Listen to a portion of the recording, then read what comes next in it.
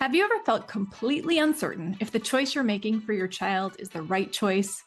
Have you ever yelled at your child, lost your cool, vowed you'd never do so again, and then found yourself doing it again a few days or weeks later? If so, I want you to know we have all been there.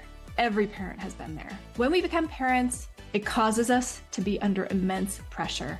We feel that pressure because we care. It doesn't have to harm us.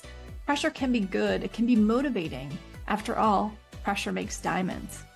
Welcome to the Parent Doctor podcast. I'm Dr. Marissa Caudill, an adult and child psychiatrist, wife, and mother of two. If you're here, I'm going to guess that you're like me. You want to be the best possible parent for your children. You don't want to settle for just being a good enough parent.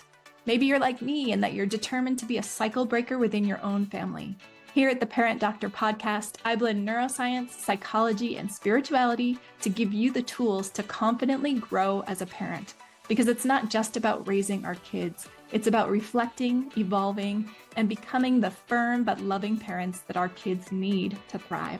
I believe in the power of intentional, mindful parenting to help our children see our lives as examples of a life worth living. That might mean making some tough decisions in your life about your relationships, your work, your friendships, your habits. Can that be hard? Yeah, sure. But anything really worth doing is not easy. And that is how we're going to reverse the teen mental health crisis our kids are facing. By leading with love, embracing failure, modeling resilience, and creating homes filled with understanding and connection. So whether you're a seasoned parent or just starting this incredible adventure, you are in the right place. If you find value here, I'd be so grateful if you could follow, rate, and share this podcast. It's a simple way to help more parents discover the support they need on their parenting journey. Thank you for joining me. Let's get started. Welcome back, everyone. This is Dr. Marissa Caudill, host of the Parent Doctor podcast, and I'm thrilled today to be welcoming my friend, Jamie Given. She is a therapist and owner of Given Guidance Family Counseling in La Crescenta, California. Is that right? Did I say it all right, Jamie? All right. Yes. So this is a therapy practice for families, and she is there, has a total of 7 therapists. So this is something for all of you in the LA area. If you're looking for a place for your family to get mental health support, this would be a great option. A lot of times it can be tough for families because one person will see a therapist and then you have to find some other therapist somewhere else for the other sibling or for yourself as the parent. And it's hard to then get those therapists to communicate with each other.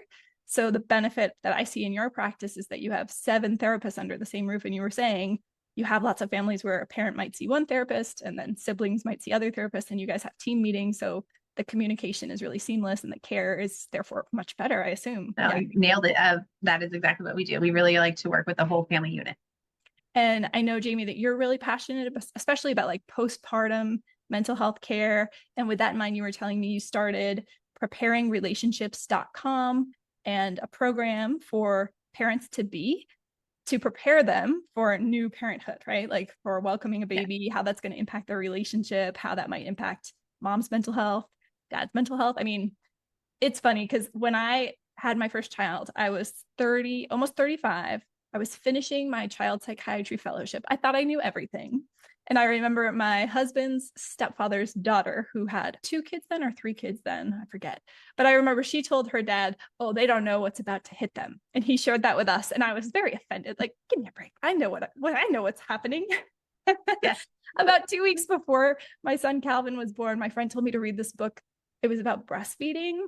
And I read this book and I was in a complete panic because I didn't know that a new baby had to breastfeed like every hour and a half around the clock. And I completely freaked out. Like, how am I going to do this? Like, this is not humanly possible. And it isn't. So in some ways, it's impossible what you do when you have a newborn. But yeah, you do it. And then you won't form memories during that time because you won't be sleeping and you need to sleep to form memories. So it's protective because then you do it again. But it really is a big bomb that drops in your relationship. Even though it's wonderful in many ways, it is a huge shift. So I love that you have that program, and that is so needed. And I will put in the show notes for anyone who's interested in joining. I think this is a steal. So it's a 5-week virtual or in-person program that you also offer as a 3-hour intensive one-on-one with you, right? And it's $397. And if you mention code TPD for the Parent Doctor, you'll get $50 off. So I hope some listeners who are welcoming babies or know someone who's about to have a baby will encourage those people to join you in that, because that's so, so wonderful. Great. All right. Thank you. Yeah, no, thank you for offering such a great program. All right. So let's talk about what we decided to talk about today, guys. We had this idea to discuss like what are questions parents should ask when they're interviewing a therapist or a psychiatrist for their child.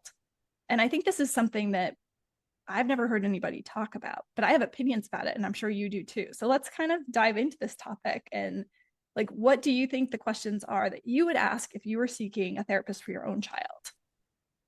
Thinking of a lot of the clients that we do receive, of the parent calls first, and they are calling for their adolescent, let's just say anywhere from 15 to 16 years old, and they're noticing something different about their child and they want to help. They've tried different things, but they know that they need a therapist or some outside source. And so many parents are just, okay, here, please fix my child. And sometimes that is the question, how can you fix my child? And there should be other questions around that. In what ways do you work with adolescents? How do you connect with them? I think that's really important to ask a therapist of what is it in some ways that you can do to connect and to build that trust, because adolescents are very resistant most times to therapy and outside help and trusting a stranger. I think that's a great point. So yeah, asking a therapist, how do you build rapport with a child who might not be excited about going to therapy? And you're right. Sometimes it's the kid who's asking mom or dad, can you get me a therapist? But oftentimes it is the parent who is the initiator of this new relationship. And therefore the child can feel a bit like they're being judged or told there's something wrong with them, even though they may know that they need some help. It's a tough thing for them to admit and to be okay with sometimes. So that's a great question. Yeah. And especially like what to expect in the first appointment, I think is a good question too. Like how I would will say it go down? I would say even the first like 3 sessions. I always tell new clients, give it 2 to 3 sessions to really determine if this is going to work for you, if you feel connected, or if you feel like we might need to find a different therapist, because it does take some time to really consider who that other person is that you're trusting, and also the relationship, the navigating the different dynamics, and is that rapport built with a therapist? I think that's great advice. Yeah, I used to tell families when I was referring out to therapy, I was working at Kaiser Permanente, so we had a network of like hundreds of therapists, and I didn't know who they were going to get assigned to. So what I would tell them is, what I recommend is give it 3 to 5 sessions with the new therapist that you're assigned to, and then see if you connect, because it's a intimate, well, it's not an intimate relationship. It is an intimate relationship, but not in a sexual way. It's an intimate relationship of 2 people talking about deep things. And for that reason, just as any 2 people, when you meet each other, sometimes you click and sometimes you don't. And that doesn't mean that you're not both wonderful people or that that therapist wouldn't be a great fit for someone else. But we do need to speak up for ourselves, because when it comes to outcomes in therapy, the greatest predictor is how connected and able to be true in their relationship with the therapist a person feels. That's more important than the credentials of the therapist. So your therapist might be not a PhD, not with 30 years of experience, but if you feel like you can be who you are and be open and honest with them about what's really going on and feel safe there, then that's going to be a good relationship for you. But otherwise, if it's not the case, if you feel like you have to put on airs or pretend that you're something that you're not, or that you can't fully be yourself, then that's not going to be a very therapeutic relationship, because you have to really be able to dig deep into the muck of your psyche to get good results in therapy. I think one barrier I have seen in my practice with parents seeking therapists for their adolescents is the age of the therapist, where a lot of times the parent may want a more experienced or a therapist that is similar to who they are or how they navigate, and sometimes are resistant to a younger therapist or a new therapist that just recently graduated. However, I have seen too with adolescents, some of the recent graduates that are fully prepared and ready to be able to work with adolescent clients are able to connect more with the adolescents, because they understand a little bit more, or they're up on more of the nuances and language of today's society, and almost are more effective. Yes, they know the slang. Oftentimes can relate more. And sometimes too, adolescents may project and say, that therapist is just the age of my mom. I don't want to see my mom. Right. How about this question? Like, should it be a same gender therapist, an opposite gender therapist? Sometimes parents feel like this is a really important issue. I generally don't feel like it's a very important issue. How about you? I agree. And I think that's another great question, because so many therapists say, I think my daughter would like a female therapist or this or that. And they make these assumptions without even asking their child. And really, a good therapist is a good therapist. If there's a specific trauma that is gender related, I would say we can defer to the specific gender requested. Right. But really only in those circumstances. Yeah, I'm thinking of another situation where I had a patient who had lost her mom. And so the father felt like it would be better for her to have a female therapist. I think in those situations, I would agree. Like if there's a parental figure that the therapist might be sort of filling a role, not that they're ever going to replace that parent, of course, but like if there may be a relationship void that would be helpful to fill, or likewise, if the gender of the therapist is going to be triggering for some trauma that the child has experienced, it probably would be better not to add that, because when it comes to exposures for trauma and stuff, you want to go gradually. You don't want to do anything that's going to make the person feel on edge or uncomfortable. Yeah, I agree. How about what should they be asking about? How do you include me as the parent? Because I feel like this is a place where therapists can vary a lot. Some therapists really don't involve the parents, and I think that's a loss and a missed opportunity. And some therapists feel they will include the parents, like maybe at the end of the session, they'll do a little check-in at the door, but it's not like really inviting the parent in. So what's your pattern? Like how often do you meet with parents? Do you do it at the end of the kids session each time, or do you have separate sessions with the parent? Like, what do you think is a good balance there? I know it varies, right? Because it's not going to be the same throughout therapy. There might be times when the parent needs to be involved more. But I guess what would you say would be the question you'd encourage a parent to ask about how they're going to be included in the process? I think that is the question of like, what is my role as the parent sending my adolescent child to you, and also still respecting laws and confidentiality? That it is really important. And there are these barriers that therapists can't share too much information. However, sometimes it's how the practice or the therapist sets things up. So with Given Guidance Family Counseling, any child under the age of 18, we do a parent session, as long as it's not the child initiating the sessions. And that's a whole other thing. But parent brings their 17-year-old in, we still do a parent session at the beginning and do an intake with them without the child there.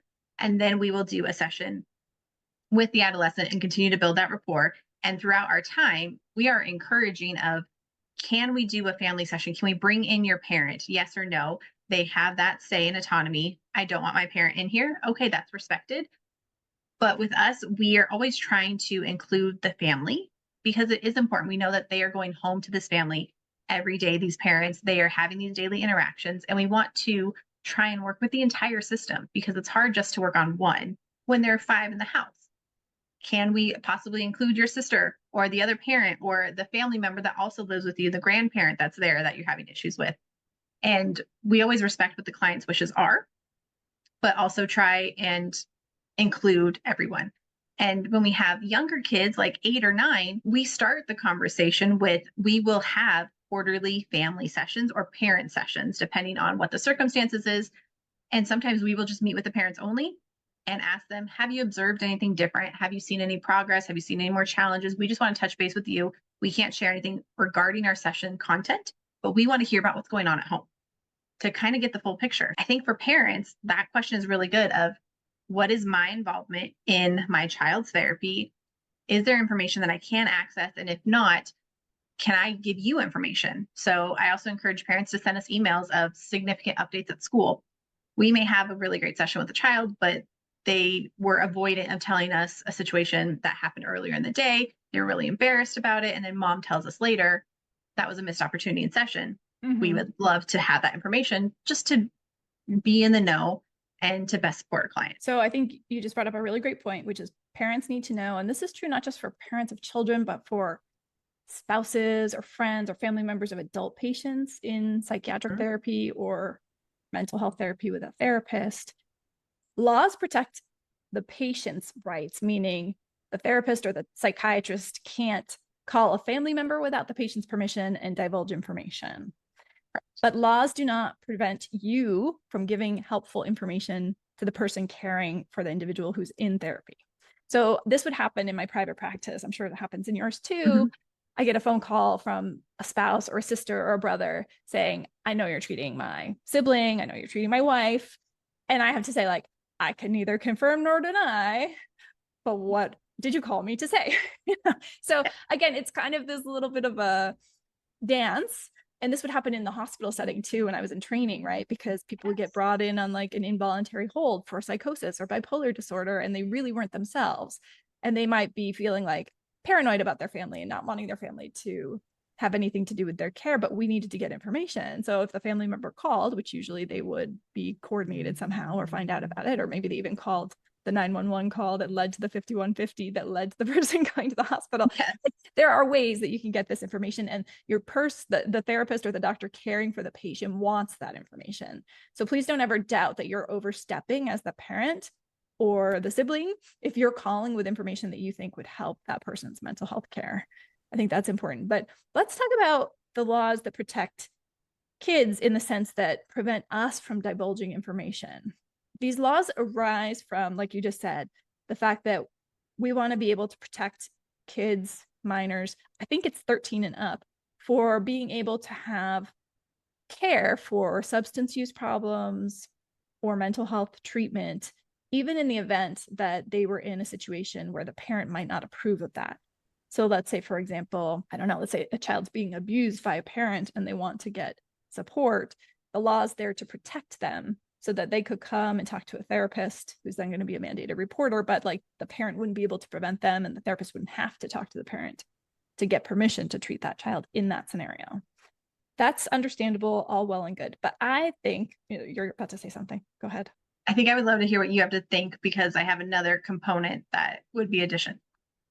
Go ahead with your addition and then I'll continue. I'm also just thinking about the parent that knows that there has been abuse. And a great question would be, how do you handle this? I know I'm sending my child to you because of trauma and abuse, and there is a report, but how else do you handle this? How do you report? Do I have any information, or is CPS going to show up on my door because I know this is the person that was in our house that's now out?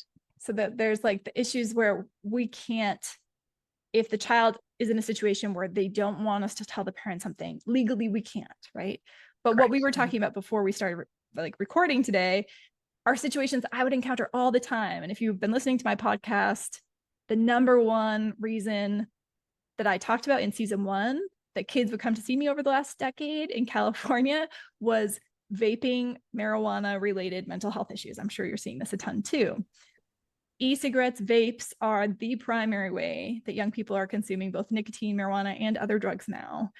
It's less noticeable, but more toxic because the content of THC in wax in the liquid form that they put in these vapes is like 95% THC, very pure.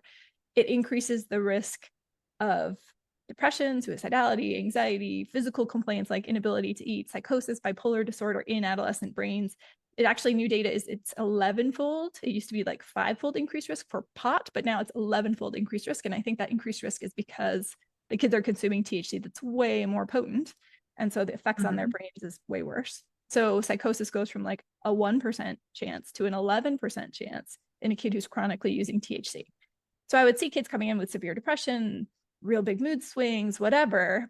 And a kid would tell me, yeah, I've been vaping marijuana for like 3 years. Now we're now 16, but they started at 13 and they hit it like 5 or 7 times a day.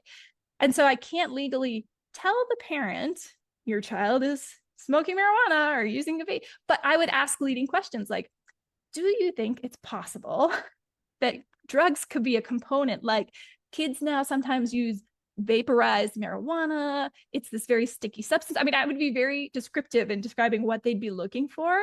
And oftentimes parents are clueless and they would say, no, definitely he or she hates drugs, like would never do this.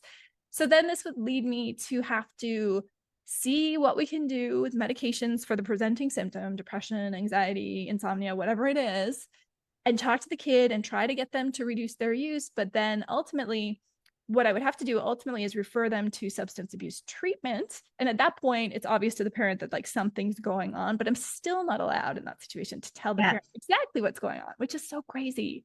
So what we were discussing is understanding that is really important for parents because I don't think most parents know that. And so if you go to a therapist or a psychiatrist and they're asking you questions like, do you think marijuana or other drugs could be contributing here? You shouldn't immediately deny it, even if you don't think it's likely. You should ask like, should I be concerned about that? Or what Yes. should I be looking out for, or how would I investigate that? That would be my recommendation. What do you think? I agree completely. We have to be very tactful when we are talking to parents, and especially with a client present, but maintaining confidentiality. But there are some ways that we can indicate this is something that you should look for. And a lot of times I feel like parents are defensive or in denial, like it's not my child. There's something else that it can't be that. And even I have posed questions of how often do you spend time together in the evenings when I know that this is like the primary time that they're hitting it or something like that, or how often do you just like go into their room sporadically without them knowing? Like right. That's a good little one. things like that. Maybe you Of could try doing trying that and to see what happens. Yes, it seems like there's a lot of separation in the evening hours. What does that look like in your home, or the expectation of the evening routine? Again, being very tactful. And I think it's helpful for parents to be able to see what we're trying to indicate, or to take in some of the possibilities, because there are a lot of possibilities and there's so much. And yes, that doesn't mean that the child or adolescent is bad or anything negative, but it could just be they've been exposed to something, they have peer pressure, they are now addicted and they're wanting help and they're getting some help, but they don't know how to continue, or they have the fear of disappointing the parent. And really, at this point, when they're in therapy, we are just trying to help the overall betterment of the child and family. So you're here, let's dive in and give it fully. So as wherever we can encourage the adolescent to also share, we try to, but it doesn't always happen. So if parents are able to hear what we have to say and accept all possibilities. It's such a tough position to be in as the therapist or the treating provider, isn't it? Because this often comes up pretty early in treatment when you don't have a huge amount of trust or rapport with the child. So I don't know about you, but I used to say, like, listen, I got to tell you something. Like, I really think this could be contributing to the symptoms you're having. I've seen this a lot. Even though you may know a lot of people who smoke or use more than you do, some people's bodies and genetics make them prone to experience severe insomnia, severe anxiety, whatever, severe depression when they use marijuana frequently. It can be really hard to stop. And I think to get all the support that you will need to stop, we should let your family know. So I would really kind of encourage the child to let me tell the parents. But still, you're right. A lot of times they're like, no, like, I do not, my mom will kill me, my dad will kill me, or I'll stop on my own. They have this false belief that they'll be able to cut back and stop on their own. And so that we would end up in this negotiation. And then even at Kaiser, it's like I would order lab tests, but again, the parents can't see the lab tests, right? So I'd be ordering like quantifiable urine tox screens for marijuana on these kids, but the parents don't know what I'm ordering. It was such a mess. But regardless of our opinion about these laws, I guess, what do you think about it? I also think, like, what would happen if you just told the kid, no, your parent has to know this, and you told the parent, technically you're in violation of the law, right? But what's going to happen? Is the kid going to get a lawyer and sue you? Probably not, right? Probably not. Yeah. And like we were talking about, most of the time for caring parents, especially caring parents who are paying private practice fees outside of insurance reimbursement, the situation is not the case that this is a dangerous situation for the child where you're going to threaten or kill the child because you find out that they're using pot, right? Like, you care about your kid, you're shelling out money to help them, and you probably aren't going to be happy if you find out that they've been using pot for the last 3 years and you didn't know, but knowing is going to help you get the right solution in place. Are you a parent who wants to read all the parenting books, and you have maybe a growing list or stack on your nightstand, but somehow you just never seem to find the time to get to them? If so, I totally relate to you, and I want you to know I'm here to help. Every month on the third Wednesday, I read, summarize, and present a parenting book that I have chosen that I think is a great one. And I do this via Zoom. If you'd like to get into the Empowered Parent Book Club, go to theparentdoctor.com/book club. This is totally free. It's a public service that I provide, and everyone who signs up gets access not just to the replay in case they can't make it to the live Zoom, but also to an actionable PDF that I create custom for each book that we read. So I would love to have you. This is a growing community now of over 200 members. These are like-minded, engaged, energized, supported parents who want to be more empowered for the sake of their kids. If you'd like to join us, again, please go to theparentdoctor.com/book club. See you there. Yeah. So I'm not saying that I have or have not ever done that. But Yeah. I think, again, this is kind of a question as a parent when you're interviewing that you can ask. If you get the response of like, well, I can't divulge anything that your child tells me in therapy, if that's what the therapist is telling you, then that might not be the right therapist, because that's not really true. A good therapist, I think, is going to include the caring, loving parent who brought the child and wants to help them, and not just include, but empower the parent to be the one who's really going to help the child to do better. Because good therapy is all about empowering the family, empowering the parents, empowering the child to be a good part of that family, like well integrated in the family, so that ultimately they're not going to therapy anymore. Therapy shouldn't be like this wedge between the child and the parents. And I think it can become like that sometimes. I don't think it's necessarily intentional, but I think sometimes there's, especially maybe in new trainees who are in big systems, like I would say at Kaiser when I worked there, it was pretty strict of like, these are the things you can say, these are the things you can't say. I think in a private practice setting, you have a little bit more flexibility. But if you are a young trainee and you don't have a lot of experience and you're told like you can't tell the parents anything, you might take that very concretely and think that you can't.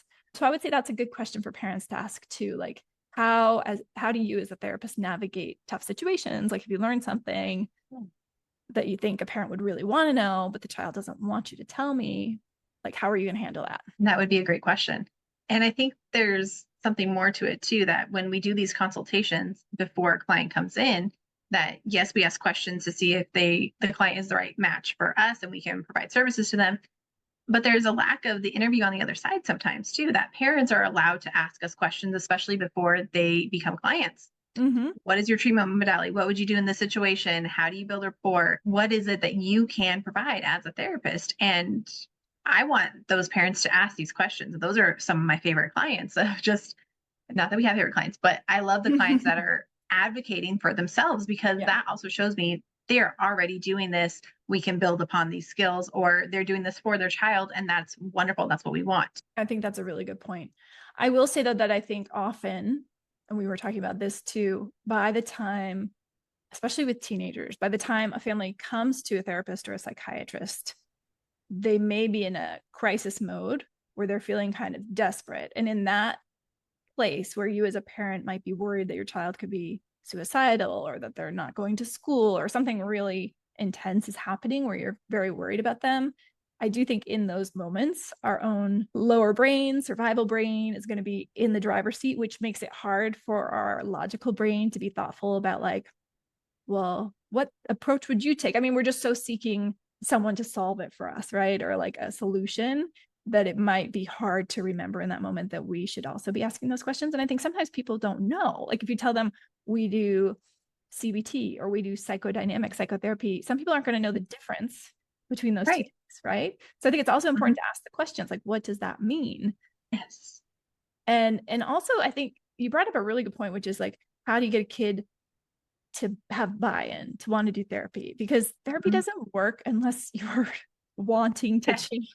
Like, I think this cannot be like overstated enough. It's true for adults, of course, but it's really true for kids, because if a child's being forced to go to therapy and they don't want to change, I used to see this with like OCD. If a kid is not bothered by their OCD, but the parent is bothered, like the likelihood that this is going to work is pretty low.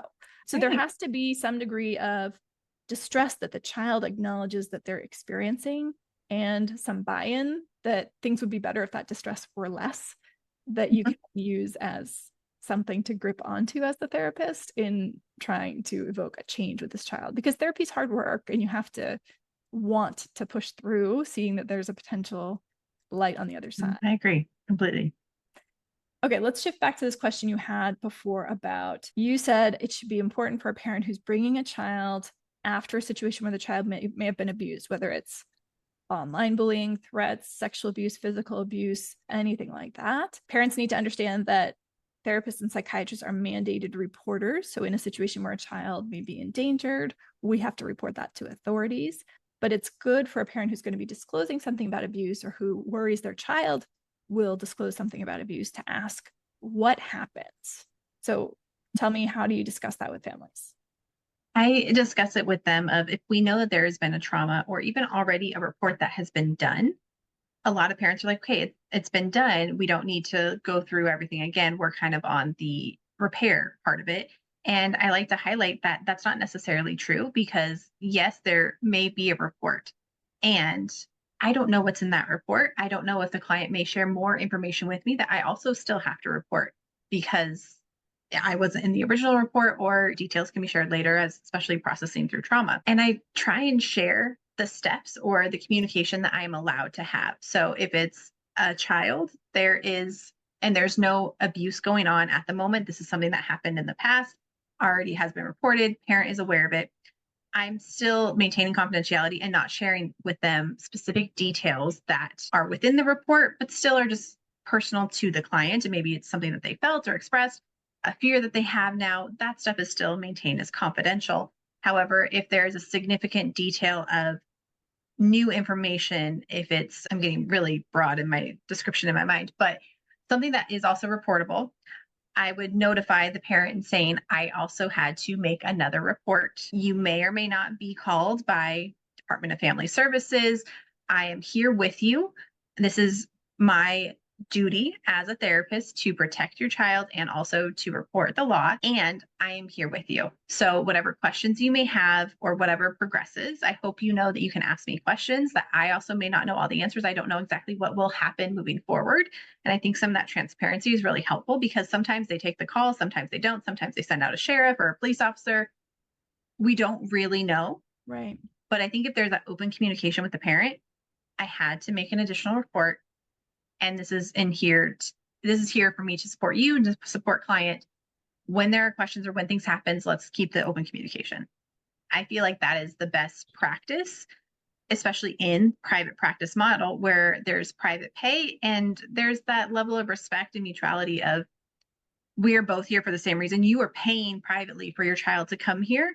Right. And I'm providing those services to help your child heal, to protect them, to process through whatever the circumstance was.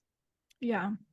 No, that's an important distinction. I mean, there's really an assumption of positive intent in private practice that isn't always there in community mental health settings, because sometimes you have a kid who's like in foster care and you find out something of what's going on, and the parent may be bringing the kid because they have to.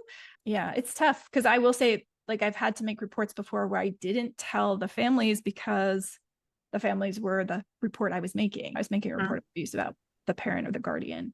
But yeah, most of the time, you're right. People need to understand, as a mandated reporter, even if you tell us this has been reported before, it was an open case, now it's a closed case, it doesn't matter. Legally, we still have to call Department of Child and Family Services, tell them what we were told, give them the information, and then they will compare it to their notes. So if there was an open case before and someone went out and they did something and then the case got closed, they'll have all those records and they'll know. And in that case, they probably won't send a sheriff to the house.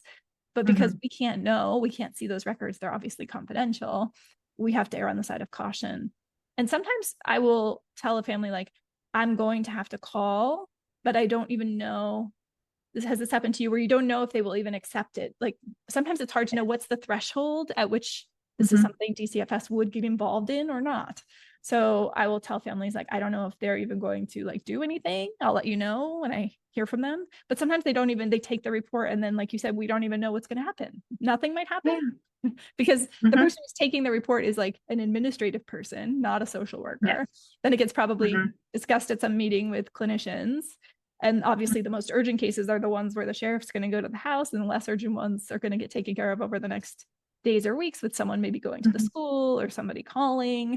So it's really, we have limited information when we do make those reports about what is happening, and nobody calls us to tell us an update. Correct. Yes. I think that's the other piece too, is some parents assume that we know what's already going on, and we don't. Once we report it, it's really out of our hands. We don't get any updates unless it's shared with us from the client. Yeah. Because that's a state organization, and we're usually not, no clinicians work at Department of Child. Well, there are clinicians who work at Department of Children and Family Services, but they're not the ones who are calling Department of Children and Family Services. They're just working on the cases.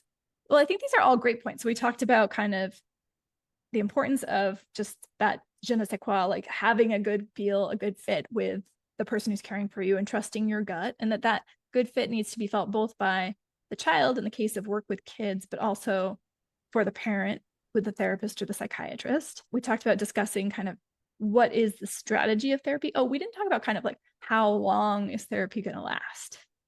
What do you tell people?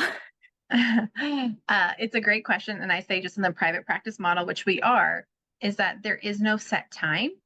And we really try and meet the child or the client where they're at and what their needs are. So we highly encourage and say it's a minimum of 8 weeks, because especially even just working with at least, like, as much as I say, That's give it to really 2 to 3 nothing. sessions. Right. It's That's not. really It's nothing. Yeah. It's 45 minutes once a week. And as much as I say, give it 2 to 3 sessions to maintain that comfortability, it takes about 8 weeks to finally get to the root of stuff. Even 8 weeks, especially with kids where it's a lot harder to connect or to build that rapport. So I say on average about 6 months. I think that's accurate. Because even like research studies with CBT, it's usually like 16 weeks minimum for good outcomes in adult studies. Yes. And kids are trickier. So, and consistent. Meeting consistently each week, because I have some parents say, it's been this long. I'm like, well, you've canceled every other week. Yeah. We haven't been able to maintain that relationship. So sometimes too, I will also propose that we do 2 sessions in a week if we can. If you really need short-term effective therapy for whatever reason, then we need more time allotted to have that. That's progress. Great. I was just going to ask like about intensity of therapy, because if you think about it, doing 45 minutes a week or every other week is pretty minimal in terms of how front of mind is whatever suggestion that you're making as a therapist going to be for this child as they're going about their day. And if there's intense problems like OCD or bad depression or whatever, I often in my private practice would recommend more often therapy, like twice a week, rarely even 3 times a week. When you get to that point though, if it's that bad, usually we would be recommending like a partial hospital program. So for those who don't know, that's like a really intensive program where kids would be there pretty much like school, like during the day, all day, getting programming all day for a period of time. And that's usually covered by insurance when it's indicated clinically. It's kind of a step down often from a hospitalization, or a step to hopefully prevent a hospitalization. But there's a big difference between twice a week therapy and weekly therapy. Huge difference.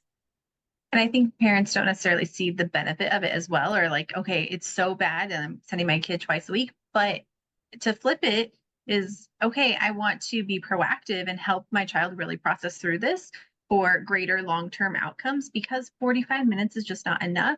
And depending on the age of the child, it's too long to do a double session of 90 minutes for their attention span. But it's helpful to do a Monday and a Thursday or whatever it may be, where there's time to really soak in what was said, the skills that were taught, to reflect on it in the next session, to build upon it, and to have more effective treatment that is long-term or more long-term success. I think our gut reaction, or I imagine that a parent's gut reaction to being told like we should increase the therapy sessions of your child to twice a week, I can understand that would be like, you know, like why is the kid really so screwed up, or are they so bad off? But here's what I think it would relate to maybe in our minds. Like, it's kind of like if you were learning a new language and you went to a class in college that was like a 3-day a week, Monday, Wednesday, Friday, like immersion class, versus a once a week hour. Like, which way are you going to learn more in 6 weeks of once a week, or in 2 weeks of 3 days a week? I think the intensity actually amplifies the benefits. So to my mind, like a year of weekly sessions would not be the same as 26 weeks of twice a week sessions. I think you would get so much farther in twice a week sessions for half a year than you would in weekly sessions for a year. You agree? I completely agree. Yeah. And that's like my clinical experience over the last 17 years too. Like, if you want to see results in yourself, and that we know that, right? Like, whether it's at the gym or in personal development or in learning a language or learning something, like the more time you put in, the faster the results you're going to get. And the same is true in therapy, because it's learning, it's neurological rewiring and new connections being formed. And the more you use them, the more they become active and default. Awesome. All right. Well, I think this was really great. Is there anything that you would add that we missed? Off the top of my head, but I think we probably could talk for 2 or 3 more episodes on more questions. I know. We totally could keep going. I mean, one thing I will say, it could be its own episode, is like how to get care with insurance. Do you guys take any insurance at Given Guidance? We provide super bills, so we aren't able to directly work with the insurance companies. So that is super common. That's how my private practice is as well. And what you'll find if you're a parent doing this is you're going to have to submit the super bill, which has the CPT code, which is the code that we give the insurance company saying this is what we did. This is like the therapy that we did or the medication management that we did.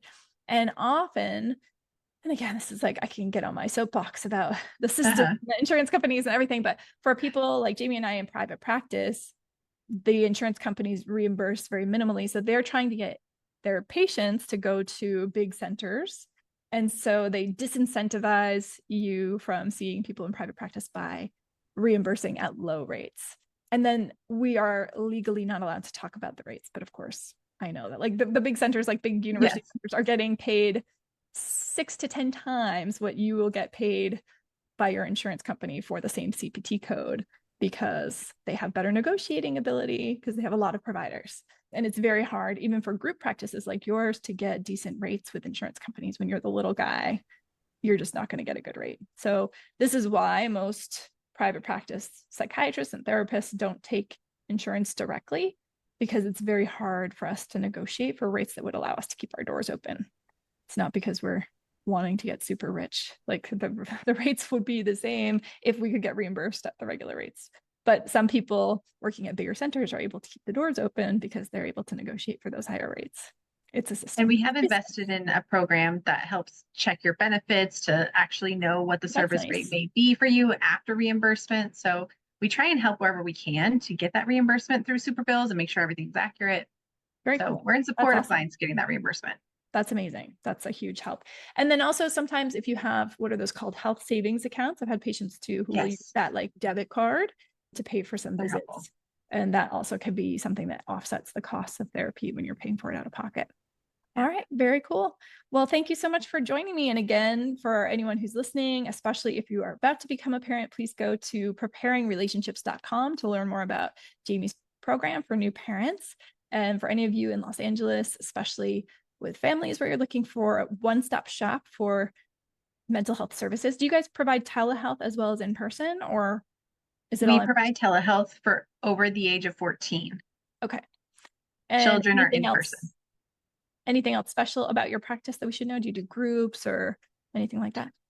We do social skills groups for kids. We're trying to do more of them. That is still developing, and that can always be checked on our group, on our website, givenguidance.com, under the group section.